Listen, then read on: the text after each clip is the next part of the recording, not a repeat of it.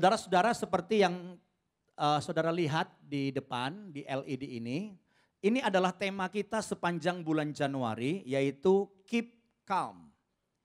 Kita ingin masuk tahun 2015 ini bukan dengan perasaan takut, cemas, atau kita lagi bingung mau ngapain.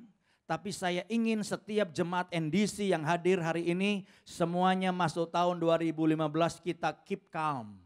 Kita tenang aja. Kenapa kita keep calm? Karena kita tahu apa yang harus kita kerjakan di tahun ini. Dan kalau kita tahu apa yang harus kita kerjakan, kita nggak perlu bingung. Dan untuk hari ini, saudaraku, saya akan berbicara untuk sesi pada pagi ini. Judulnya adalah Keep Calm and Pray. Kita keep calm and pray atau berdoa. 1 Petrus pasal yang keempat ayat yang ke-7. Jadi kita fokus kepada berdoa. Kita tenang aja, yang penting kita berdoa. 1 Petrus 4 ayat yang ke-7, saya ingin untuk ayat pendahuluan ini kita semua membaca bersama-sama. Apakah saudara siap membaca bersama saya? Amin. 1, 2, 3.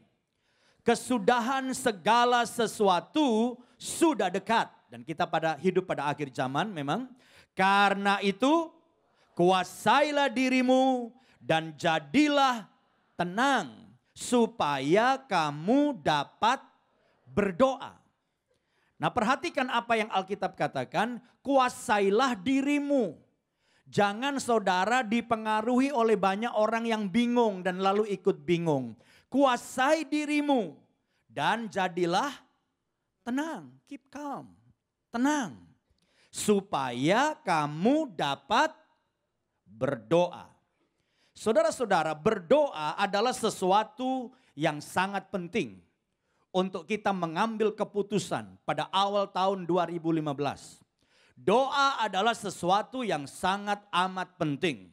Sehingga Bapak Gereja yang bernama Martin Luther berkata bahwa doa adalah nafas kehidupan orang percaya. Mengapa Martin Luther berkata doa adalah nafas kehidupan orang percaya? Martin Luther sebenarnya ingin mengatakan betapa pentingnya doa, kayak nafas, saudara. Saudara tahu nggak kalau kita nggak nafas? Nggak usah lama-lama, nggak usah 1 jam. 5 menit aja hidungnya ditutup, nafas lewat mulut, mulutnya diplester. 5 menit hidung ditutup, mulut diplester, nggak bisa nafas. Apa yang terjadi dengan kita? Pingsan apa mati? Saya rasa mati. Bukan pingsan, mati. Di sini saudaraku betapa pentingnya nafas. Dan Martin Luther mau mengatakan doa begitu penting. Kalau anak Tuhan tidak berdoa, mati. Anak Tuhan gak berdoa, lemes. Sebelum mati lemes dulu. Kenapa banyak anak Tuhan lemes? Ke gereja ya ke gereja, kelihatannya pelayanan, kayaknya aktif, tapi lemes. Hidup dalam kekalahan, hidup dalam kehancuran. Bisnisnya hancur, keluarganya hancur, menghadapi masalah gak bisa bertahan. Apa persoalannya? Karena banyak anak Tuhan tidak berdoa. Tetapi pada awal tahun 2015 ini saya ingin kita keep calm and pray. Kita mesti tenang dan kita berdoa. Sekarang kita mau belajar lebih jauh, mengapa sih doa itu penting? Mengapa kita berdoa? Ada apa di dalam doa? Hari ini kita akan belajar, saudaraku, hal yang simple tapi ini perlu saudara tahu betapa pentingnya doa. Ada 3 hal yang penting waktu kita berdoa. Yang pertama, doa membuat kita mendapat petunjuk Tuhan. Saya mau tanya sama saudara, kita memasuki 1 tahun yang baru yang masih ada 300 berapa hari di depan kita dan kita nggak tahu apa yang terjadi. Saya mau tanya, kita butuh petunjuk nggak? Siapa yang sadar dan merasa saya perlu petunjuk? Angkat tangan saudara. Nah, semua kita saya rasa perlu petunjuk. Cuma banyak orang salah minta petunjuk.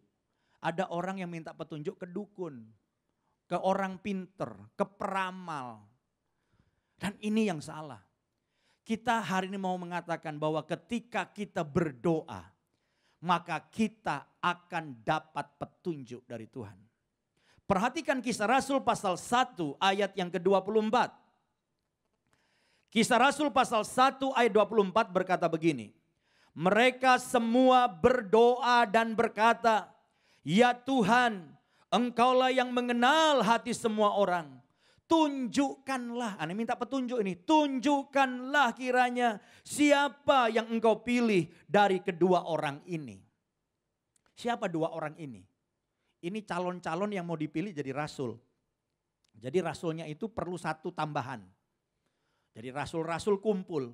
Dan mereka nggak beranggapan bahwa mereka orang hebat. Ah, sisa 2 orang, milih cuma 1. Kita pilih aja yang lebih mancung, yang lebih keren. Ah, dia gantiin jadi rasul. Tidak. Tapi mereka berdoa. Ya Tuhan, saya mohon petunjuk, kami mohon petunjuk. Siapa dari 2 orang ini? Sebab dikatakan hanya Tuhan yang mengenal hati. Amin, saudaraku. Mohon petunjuk. Kita kalau bisa pilih orang benar, itu anugerah Tuhan yang luar biasa. Dan kita perlu petunjuk. Beberapa jemaat aja mengeluh, sekarang Pak cari pembantu aja susah. Betul gak saudara? Cari pembantu susah loh. Ada yang males, tidur terus, makannya banyak, bikin kita pusing. Ada juga yang rajin. Mungutin apa aja rajin. Kita juga pusing.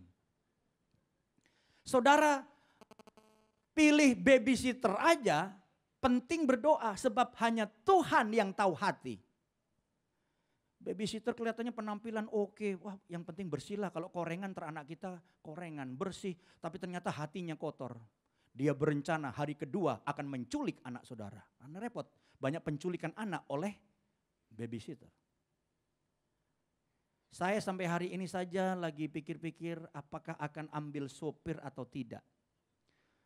Sebab sekarang kan anak-anak sudah kuliah ya. Jadi saya hanya berdua. Jadi kadang-kadang punya sopir nggak banyak kerjaan. Tapi kadang-kadang perlu. Sehingga pikir akan ambil sopir. Tapi cari sopir susah. Teman saya ngurut dada karena sopir. Jadi teman saya ini punya mobil bagus, saudaraku, yang memang mobilnya keren. Dan teman saya ini suka ketemu saya di Central Park ini. Ah udah ketemu Central Park aja, gampang kita makan, kita ngopi sambil kita rapat. Dan teman saya ini hobi ngomong. Ya mirip saya lah, hobi ngomong juga saudara. Jadi kalau ketemu, hobi dua-duanya hobi ngobrol, bisa 3 jam, 4 jam. Jadi biasanya teman saya ini hanya di drop sama supirnya di lobi utama mall ini, lalu dia parkir. Rupanya satu saat saudaraku, dia ketemu saya, ternyata cuma 1 jam, selesailah urusan. Dan mungkin dia lagi susah atau gak mau ngobrol lah, udah saya pulang deh katanya. Dia telepon supirnya, jemput saya ya di lobi yang tadi kamu turunin saya. Baik, katanya. Ditunggu 10 menit. Nggak nongol, oh mungkin ngantri, tapi nggak mungkin ngantri lah. 15 menit, setengah jam, nggak nongol. Akhirnya ditelepon, lu di mana? Aduh sorry bos, saya lagi di Harmoni. Hah? Kok di Harmoni? Selidik punya selidik, ternyata dia udah sering kayak gitu kelakuannya. Dia udah tahu kalau ke CP 3 jam, 4 jam. Jadi abis ngedrop dia bukan parkir, dia pulang jemput istrinya, berdua naik mobil baru. Aduh ngurus dada saudara. Cari sopir yang tepat gak gampang.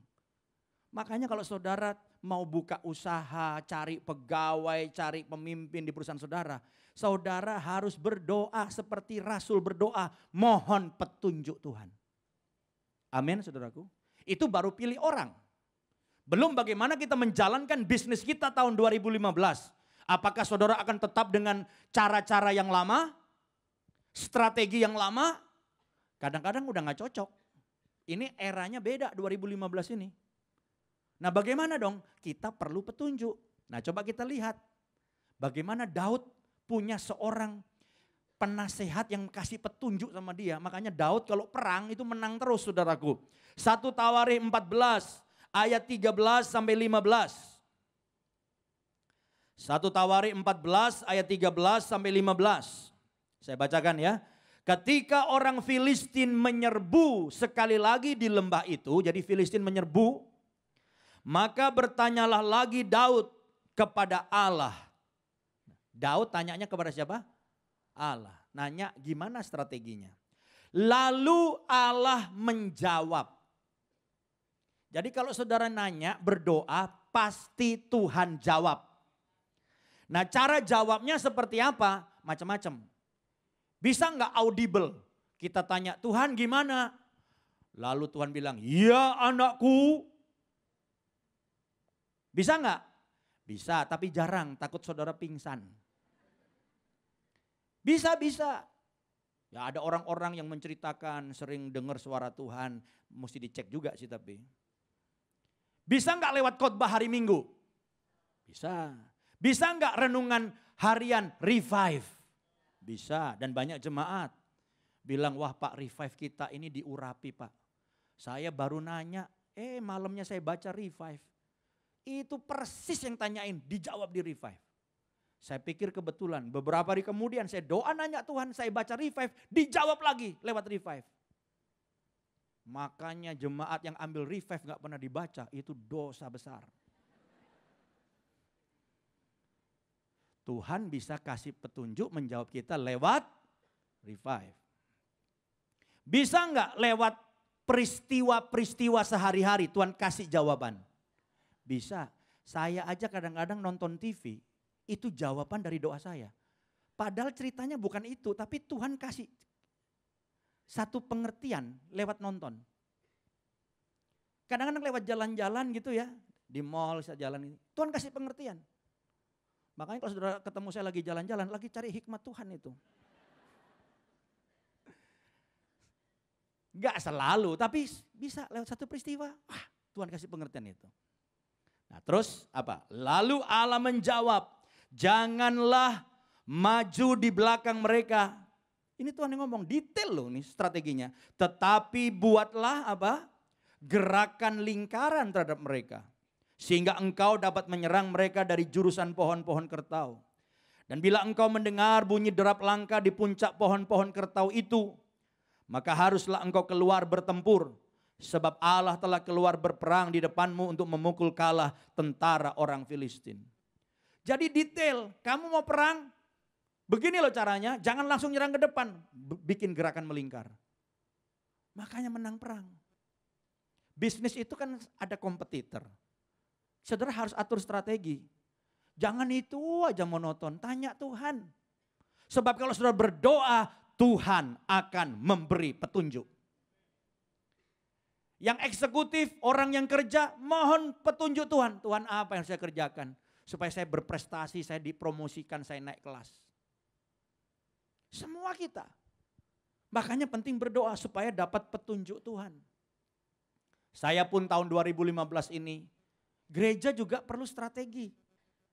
Berdoa untuk Tuhan memberkati ya. Tapi berdoa juga, Tuhan apa strategi 2015? Makanya kemarin selesai dari acara pelantikan di Bewok, saya langsung ke sini, saya janji ketemu dengan orang-orang yang ahli di bidang internet. Anak-anak muda yang pakai kaos, mungkin bukan seorang direktur atau presiden direktur, tapi income-nya ratusan juta. Anak-anak umur mungkin ada yang di bawah 30, ada yang 30 lebih. Nah, gimana caranya? Bagaimana supaya kita bikin kegiatan banyak orang tahu, bagaimana orang-orang tahu produk gereja kita. Oh, Bapak mesti bikin ini, Pak. Awal dasarnya ini sama ini. Nanti Bapak pancing, tembak pakai iklan di Facebook. Satu hari 50.000 aja, Pak. Itu bisa, kalau 100.000 bisa puluhan ribu orang. Jadi orang buka internet, orang buka iPad-nya atau apa, komputernya, di scroll, ada gereja Bapak di situ. Itu gampang Pak, bikin gini-gini, pancingnya gini akan masuk. Nanti trafficnya dengan cepat. Ratusan ribu bisa jutaan. Ini ada strategi-strategi yang, karena kita gereja yang relevan, amin saudara. Kita harus bergerak karena ini masa depan gereja. Kita memang selama ini bikin iklan, bikin promosi, sama seperti perusahaan saudara. Ada strategi-strategi bagaimana kita bisa meningkatkan bisnis kita. Dan kita perlu berdoa supaya kita dapat petunjuk Tuhan. Jadi semua butuh petunjuk. Cari jodoh, butuh petunjuk. Jangan yang ini muda-muda yang belum menikah NCA2. Tuhan pokoknya cowok yang masuk pertama kali ibadah NCA2 itu jodoh saya. Begitu masuk, wah umur gocap saudaraku. Begitu ketawa gak ada giginya semua, waduh salah dia. Jadi kita jangan asal bertindak dan gak ada kemajuan. Saudara harus ada strategi. Dan strategi datang tuh memang karena sekolah, baca buku bagus. Tapi saya percaya Tuhan itu ahli strategi akan membuat kita berhasil. Yang percaya katakan amin dan berikan kemuliaan bagi Tuhan. Haleluya. Jadi saudaraku kita melihat di sini. Nomor satu ketika kita berdoa maka kita dapat apa tadi? Petunjuk Tuhan. Jadi doa penting. Dan kalau sudah saudara berdoa, saudara mesti tunggu jawaban loh. Banyak orang doa tapi nggak nantikan jawaban. Begitu saudara berdoa, Tuhan gimana strateginya? Saudara mulai awas-awas ngeliat. Kadang-kadang ketemu orang yang gak diduga-duga. Ngobrol-ngobrol, ini orang dipakai Tuhan. Amin saudara, itu hasil dari doa kita. Yang kedua, mengapa kita harus keep calm and pray? Sebab doa memberi kekuatan kepada kita di masa-masa sukar. Saudara mungkin ketika semuanya berjalan dengan baik, saudara tidak perlu terlalu energi yang besar.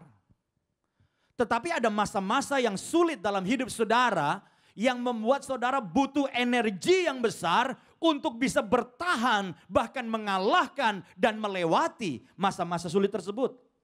Dari mana kita dapat energi itu? Lukas 21 ayat 36, perhatikan saudara-saudara. Lukas 21 ayat 36 berkata begini. Berjaga-jagalah senantiasa sambil berdoa.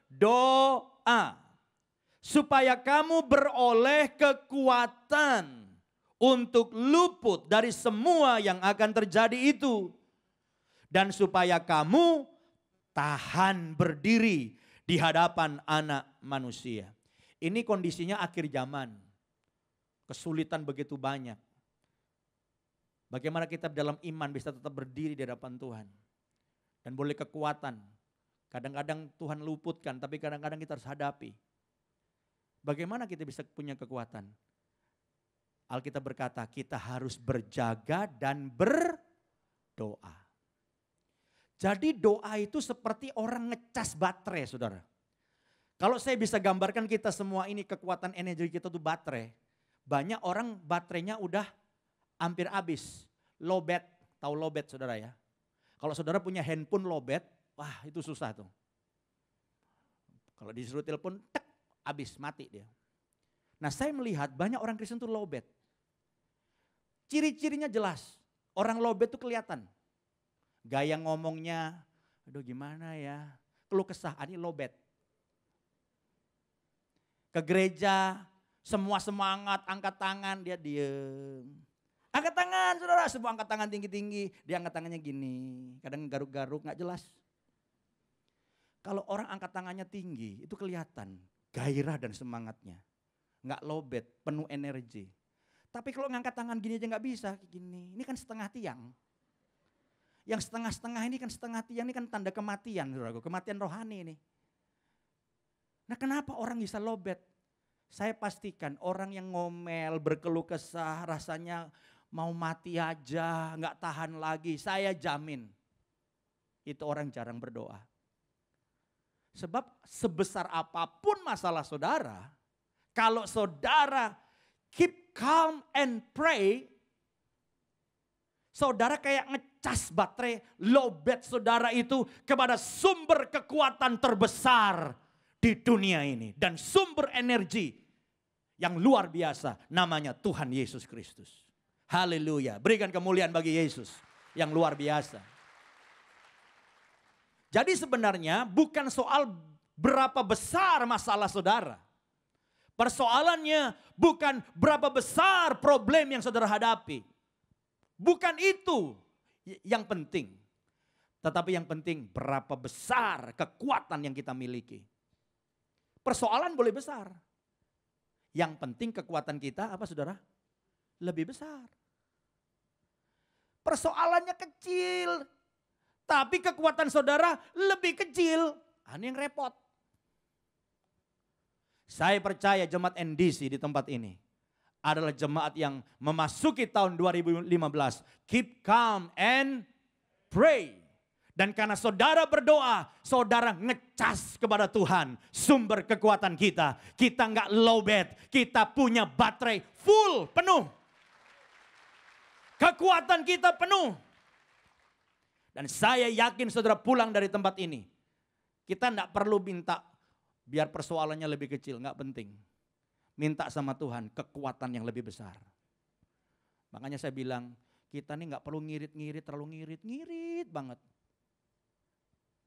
Ya kan? Saya kalau parkiran berapa? 8.000. Ya sisa 2.000, 10.000 kasih. Kembalinya buat kamu gitu. Kemarin 16.000. Ada nggak uang suka gitu kan? Ada uang nggak 1.000-an? Wah paling malas saya itu. 16.000 nih 20.000. Yang 4.000 buat kamu. Ada yang kita jangan royal. Kita mesti ngirit.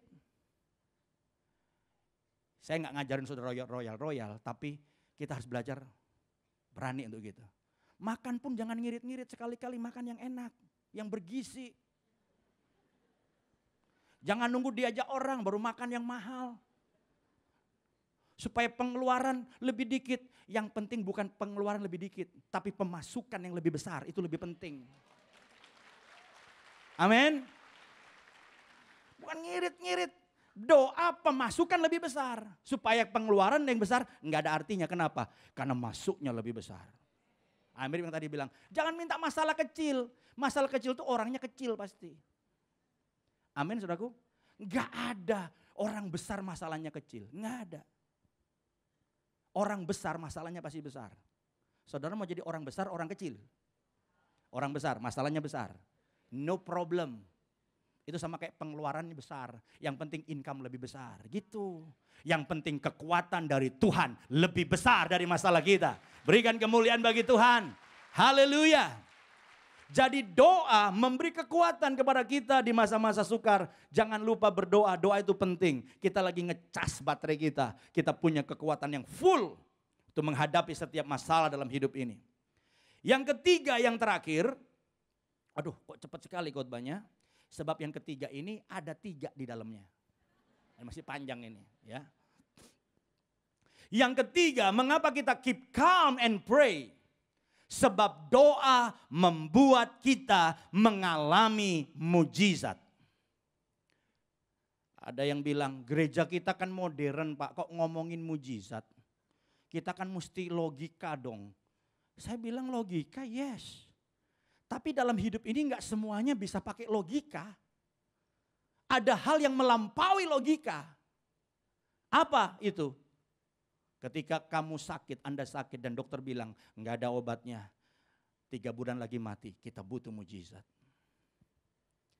Ketika saudara punya masalah keuangan, enggak ada yang bisa tolong saudara. Ini bukan masalah 1-2 juta, ini masalah yang besar. Enggak ada yang bisa tolong saudara, Anda butuh mujizat. Bukan kabur, kita kabur yuk. Ketika problem saudara tidak bisa selesaikan, saudara butuh mujizat. Logika dipakai, yes. Tapi hidup ini enggak semuanya bisa dipakai logika. Ada kekuatan supranatural yang melampaui logika. Lebih hebat dari semua pikiran yang pandai.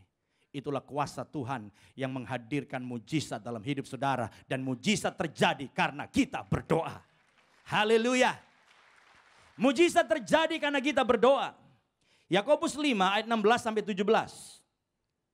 Perhatikan karena di sini kita melihat mujizat terjadi waktu kita berdoa, tapi ada syarat-syarat dari doa yang mendatangkan mujizat itu. Saya bacakan pelan-pelan, saudara perhatikan. Karena itu hendaklah kamu saling mengaku dosamu dan saling mendoakan supaya kamu sembuh. Orang ngaku dosa aja sembuh loh. Jadi banyak orang juga sakit karena dosa dia mesti ngaku dosa. Tapi tidak selalu. Jangan sampai ketemu orang sakit di luar, lu sakit. Makanya bertobat, tidak selalu saudaraku. Terus doa orang yang benar, bila dengan yakin didoakan, sangat besar kuasanya. Elia adalah manusia biasa, sama seperti kita. Dan ia telah bersungguh-sungguh berdoa supaya hujan jangan turun. Dan hujan pun tidak turun di bumi selama 3 tahun dan 6 bulan. Mujizat terjadi waktu Elia berdoa. Yang menarik, Alkitab bilang begini, Elia adalah apa? Manusia biasa, masih koma. Sama seperti kita. Wah, tambah jelas lagi. Jadi Elia itu bukan manusia setengah dewa yang jalannya sedikit terbang. Alkitab berkata Elia itu manusia biasa sama seperti saya dan saudara.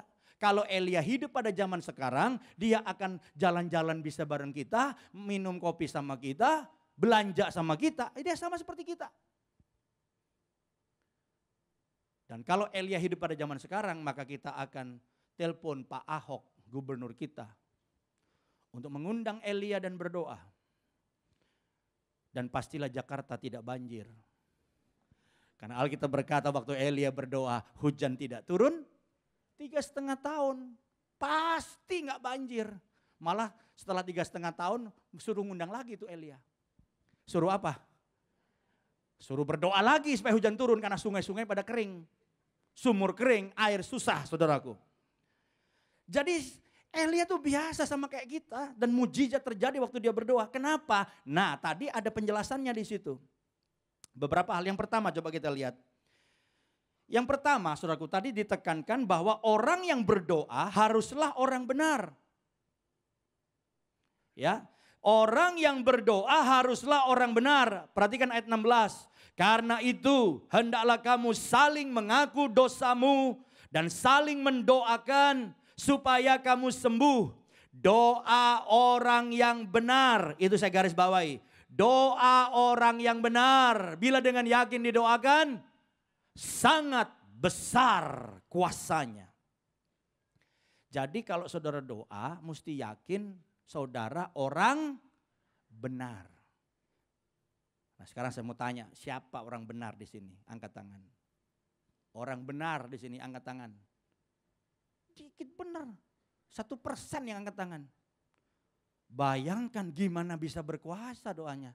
Saudara tidak yakin saudara orang benar. Saudara yakin gak orang benar? Tapi Pak, kemarin saya baru bohong Pak. Tapi Pak, kemarin saya baru berantem Pak. Kalau kemarin Anda bohong itu dosa. Anda berantem kemarin itu dosa. Tapi itu tidak merubah statusmu bahwa kamu orang benar. Karena Alkitab berkata lewat darah Yesus, kita dibenarkan oleh darahnya. Jadi semua saudara ini statusnya orang apa? Benar. Walaupun belum tentu benar. Lu kan jelas saudaraku. Dibenarkan artinya belum tentu benar. Tapi status saudara benar. Lewat darah Yesus. Kalau Anda jatuh dalam dosa, itu tidak merubah status Anda. Saudara tetap orang benar. Tapi kalau dosa terus berkubang-kubang situ, saudara belum terima Yesus itu. Kalau saudara sudah terima Yesus, Anda belum sempurna. Bisa kepleset tapi bangun. Tapi kepleset itu tidak pernah merubah status kita. Sekali Anda dibenarkan, Anda benar. Dan saya berharap kita terus maju, tambah hari, tambah benar. Supaya lama-lama pada akhirnya saudara benar-benar orang benar. Nah, ngerti enggak? Kita sedang menuju ke sono, tapi sementara kita menuju ke sono ada kegagalan, tidak berarti kita berubah jadi tidak benar. Kecuali saudara main-main, itu memang Anda tidak pernah dibenarkan. Kalau saudara sungguh-sungguh terima Yesus, darah Yesus membenarkan kita. kita orang benar. Karena status benar ini penting. 1 Petrus 3:12 berkata apa? Sebab mata Tuhan tertuju kepada orang-orang benar. Nah saudara, semua yang percaya Yesus, yang ambil perjamuan kudus, lewat darahnya kita diampuni, semua kita orang benar. Amin. Dan mata Tuhan tertuju kepada setiap saudara. Anda orang benar. Dan telinganya kepada permohonan mereka yang minta tolong. Tetapi wajah Tuhan menentang orang-orang yang berbuat jahat. Jadi katakan bersama dengan saya orang benar. Tapi kalau semalam bikin dosa, biar saudara malu pada dirimu. Tapi tiap hari katakan, saya orang benar. Tiap kali selesai bikin dosa, katakan, saya orang benar. Kok begini? Gitu. Dirubah dari hari ke hari. Jadi di sini nggak ada yang sempurna, tapi sedang menuju menjadi seperti Yesus. Tapi Anda orang benar. Dan mata Tuhan tertuju pada saudara. Dan telinga Tuhan tertuju pada permohonan saudara. Dan orang benar tuh kalau berdoa, nggak pernah doanya itu yang nggak benar. Maksudnya apa Pak? Nih coba lihat Yakobus 4 ayat 3. Orang benar itu seharusnya doanya juga benar. Yakobus 4 ayat 3 berkata begini. Atau kamu berdoa juga, tetapi kamu tidak menerima apa-apa. Karena kamu salah berdoa. Sebab yang kamu minta itu hendak kamu habiskan untuk memuaskan hawa nafsumu. Jadi kalau saudara doa tapi salah berdoa, nggak dapat apa-apa. Doa untuk memuaskan hawa nafsu. Tuhan berkatilah saya Tuhan. Kalau saya diberkati kaya Tuhan, saya janji tiap minggu ganti tas. Apa hubungannya? Minggu pertama Hermes Tuhan. Minggu kedua Louis Vuitton. Minggu ketiga Prada. Tuhan malah tanya, siapa yang suruh? Lu pamer-pamer begitu. Oh Tuhan, saya berdoa Tuhan. Itu Tuhan yang di gereja yang haleluya paling kenceng angkat tangan di depan. Itu utang belum bayar sama saya Tuhan. Saya berdoa pulang ibadah ini, dia keluar dari tempat, ketabrak bis Tuhan dia. Itu bukan doa, itu nyumpain. Oh Tuhan, itu apalagi yang gemuk itu Tuhan. Bukan saya, itu yang lain Tuhan. Hajar Tuhan, berbangkrut katanya. Itu bukan doa, itu nyumpain. Saudara tidak dapat apa-apa. Tapi kalau saudara berdoa, Tuhan berkati saya Tuhan. Keluarga besar saya ini banyak orang melarat Tuhan. Siapa yang mau tolong keluarga besar saya? Bangkitkan saya. Kalau saya diberkati, saya bantu adik saya, kakak saya, keluarga besar saya. Ini kan mulia. Banyak orang kaya diberkati, hanya pencitraan. Papua dibantu, Ambon bantu, orang jauh-jauh dibantu. Adiknya mau mati nggak dibantu. Ini kan nggak benar saudaraku. Kalau mau bantu yang dekat dulu. Amin.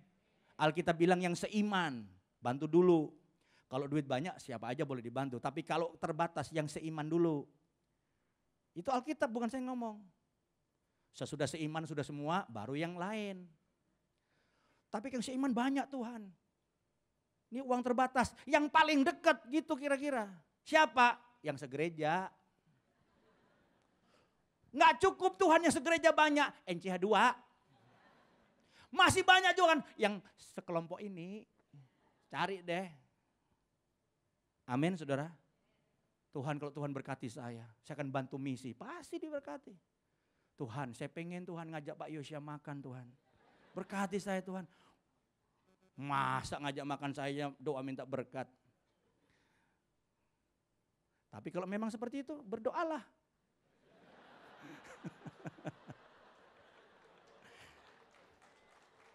Siapa takut diajak makan, benar nggak? Iya. Oke, ini cuma ngejuk aja lah saudara. Tapi kalau ada yang benar-benar tergerak boleh juga. Jadi syarat pertama kita harus jadi orang benar. Doanya juga mesti benar. Yang kedua, berdoa itu harus yakin atau percaya. Ayat 16. Karena itu hendaklah kamu saling mengaku dosamu dan saling mendoakan supaya kamu sembuh. Doa orang yang benar, ini syarat pertama tadi. Bila dengan yakin, yakinnya saya garis bawahi, didoakan sangat besar kuasanya. Saudara doanya lama. Tapi habis doa, apa iya ya? Apa iya bisa sembuh? Apa iya utang bisa lunas? Apa iya pabrik saya bisa lolos dari krisis ini? Kalau saudara doa nggak yakin, ngapain doa? Saudara berdoa harus yakin. Tuhan pasti tolong. Gitu. Saudara berdoa sakit. Doa dalam nama Yesus. Amin. Yakin. Dan salah satu bentuk kita yakin bertindak. Kalau saudara nggak bisa jalan, mulai dong latihan jalan. Di kursi roda jangan tiap minggu didoain, minta doa jalan. Di rumah latihan. Tapi lemas kakinya, ya itu makanya latihan. Keluar, pegang dulu, jalan. Dalam nama Yesus, jalan. Dalam nama Yesus, jalan. Gitu. Enggak, kalau Tuhan mau sembuhkan, pokoknya tiba-tiba kursinya pergi sendiri, itu saya gerak sendiri. Mana bisa begitu? Enggak bisa. Orang doa yakin bertindak. Jangan supaya kursinya melinding sendiri, mendadak ada kekuatan, suruh saudara berdiri. Itu rada lebay itu menurut saya. Kita mesti bertindak. Saya dari kecil lihat kalau mami saya doa ya. Karena keluarga kita ini kan keluarga susah. Makan susah. Tuhan kirim berkat. Dia doa. Tuhan jawab katanya. Saya masih kecil gak ngerti. Jawabnya gimana mami? Tuhan bilang suruh tunggu di depan. Kok gak dengar saya? Pokoknya lu depan deh. Kita nunggu di depan. Itu namanya bertindak. Dan yang ngirim duit datang. Itu artinya yakin. Saya waktu doa, ini cerita lama nih, minta mobil. Satu kamar 23 orang. Saudara bisa bayangin waktu sekolah Alkitab tuh, satu kamar 23 orang. Kita doa bisik-bisik sebelah kita dengar. Tuhan minta mobil, Tuhan mobil, Tuhan mobil. Begitu amin, ketawa satu ruangan. Lu minta mobil, punya mobil. Bayar uang kos telat. Bukan bayar uang apa? Kuliah telat. Paling lu beli pentilnya, sakit hati saya. Menghina dia. Dia tidak tahu saya calon konglomerat, saudaraku. Tapi satu hari benar-benar saya doa, saya udah punya mobil, saya cerita punya mobil, yakin. Orang tanya mana mobilnya? Ada. Punya. Di mana ada aja pokoknya. Satu hari pulang pelayanan, benar-benar suruh bawa mobil. Bawa Pak mobil. Saya nggak mau cerita panjang lah, soalnya nanti jamnya habis. Bawa. Urusannya gimana? Udah bawa. Ya urusannya gimana? Ntar kita yang urus. Udah bawa aja. Saya bingung. Bukan hanya masalah uang. Bawanya gimana? Saya nggak bisa nyetir. Nggak bisa nyetir saya. Sampai setua itu, 20 lebih, saya nggak pernah punya mobil, nggak tahu, nggak bisa nyetir. Akhirnya saya telepon teman saya. Buruan nih datang deh. Ada apa? Pokoknya buruan. Sebelum orangnya berubah pikiran, saya bilang buruan. Pulang punya mobil. Jadi kalau orang tanya, mana? Tuh. Mana? Tuh. Tadinya juga nggak ada. Semua saudaraku. Kayak bewok. Saudara, ya saya lihat suka nangis gitu. Lah ya nangis kok aneh, kita bisa punya tempat gitu gede. Orang nggak percaya, lu sewa. Kita nggak sewa, kita beli. Itu mahal itu ratusan miliar. Oh, ada konglomerat itu yang di belakangnya Pak Yosia banyak konglomerat. Saya bilang, iya memang. Saya punya yang di belakang saya itu konglomerat di atas konglomerat. Namanya Tuhan Yesus Kristus. Haleluya. Amin saudara? Ya. Jadi kalau saudara berdoa tidak bertindak. Ini tahun ini saya beritahu ini pada akhir Tahun kemarin 31 Desember saya bilang tahun ini banyak kesempatan. Dan kesempatan yang Tuhan beri itu melampaui kekuatan saudara. Berani gak saudara naik kelas? Tapi saya biasanya ratusan juta ini ngerjain, ya sekarang miliatan dong. Ini biasa saya miliatan, ini sampai 25 miliar tapi bisa naik kelas dong. Berdoa, minta petunjuk, nanti Tuhan kasih petunjuk jelas. Lihat peristiwa apa-apa sudah nangkep, ini ambil. Kalkulator gak masuk, kalkulator surga beda. Jadi orang iman itu bukan ngawur-ngawur loh, enggak. Dia itu ada step-stepnya. Dia harus nangkap dulu kehendak Tuhan, dia ngerti tanda dari Tuhan. Lalu dia lihat, kayaknya gak bisa, tapi tanda-tanda jelas, ambil. Dan Tuhan tidak akan mempermalukan saudara. Saya berdoa tahun ini semua naik kelas. Amin. Naik kelas. Ambil kesempatan yang Tuhan buka buat saudara. Kalau enggak, percuma sembahyang. Anda berdoa, Anda tidak percaya. Saudara minta, tapi saudara enggak yakin. Saudara nangis-nangis. Kalau saya nangis kali Tuhan kasihan.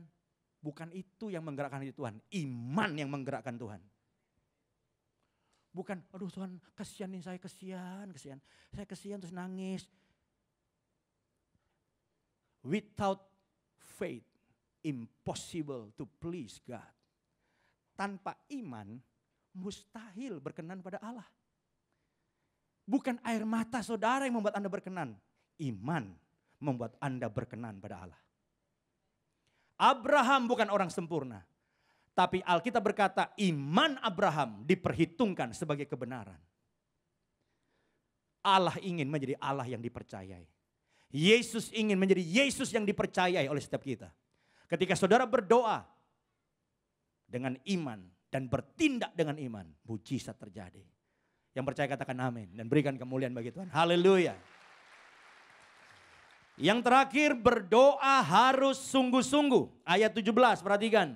Elia adalah manusia biasa, sama seperti kita. Dan ia telah bersungguh-sungguh berdoa, supaya hujan jangan turun dan hujan pun tidak turun di bumi selama 3 tahun dan 6 bulan. Mujizat terjadi karena apa? Elia orang benar, Elia berdoa dengan yakin, dan Elia berdoa dengan sungguh-sungguh. Berdoa sungguh-sungguh itu bukan karena teriaknya kencang, bukan. Waktu ditanya, bagaimana doa yang sungguh-sungguh? Wah, kalau teriak kencang, enggak juga. Ada yang bilang, meremnya 2 kali. Loh, sama meremnya 2 kali? Iya Pak, kalau doa biasa cuma merem. Gini. Kalau sungguh-sungguh udah merem, merem lagi. Ah, ini sungguh-sungguh katanya. Oh, tidak seperti itu saudaraku. Sungguh-sungguh itu artinya apa? Konsisten. Konsisten itu artinya apa? Tekun. Jangan entar doa, entar enggak. Lagi inget doa, lagi enggak inget enggak doa. Kadang-kadang kita ingat masalah itu kita doakan, kadang-kadang enggak ingat. Yang namanya orang sungguh-sungguh berdoa untuk satu masalah, inget terus. Enggak lagi doa aja inget, apalagi doa, aduh kelupaan katanya. Mana ada orang yang dengan masalah yang sangat serius, aduh kelupaan. Itu menjadi topik utama dari doa kita. Dan Senin ingat, Selasa ingat, Rebo ingat, Kemis ingat. Setiap hari ingat. Konsisten, tekun. Jangan berhenti berdoa, terus berdoa sampai kuasa Tuhan dinyatakan. Terus berdoa sampai mujizat Tuhan terjadi. Terus berdoa sampai saudara melihat Tuhan menyatakan pertolongannya dalam hidup kita. Ada satu singkatan, PUSH katanya. PUSH. PUSH itu pray until something happen. Berdoa sampai sesuatu terjadi. Jangan berhenti berdoa sampai sesuatu terjadi. Dan saya percaya ketika kita berdoa, keep calm and pray. Saudara akan dapat petunjuk dari Tuhan tahun ini. Saudara akan dapat kekuatan dari Tuhan tahun ini. Saudara sanggup menghadapi apapun. Dan saudara akan melihat mujizat Tuhan dalam hidup kita. Jadi orang benar, berdoa dengan yakin, berdoa sungguh-sungguh. Ya, saya katakan amin. Dan berikan kemuliaan bagi Tuhan.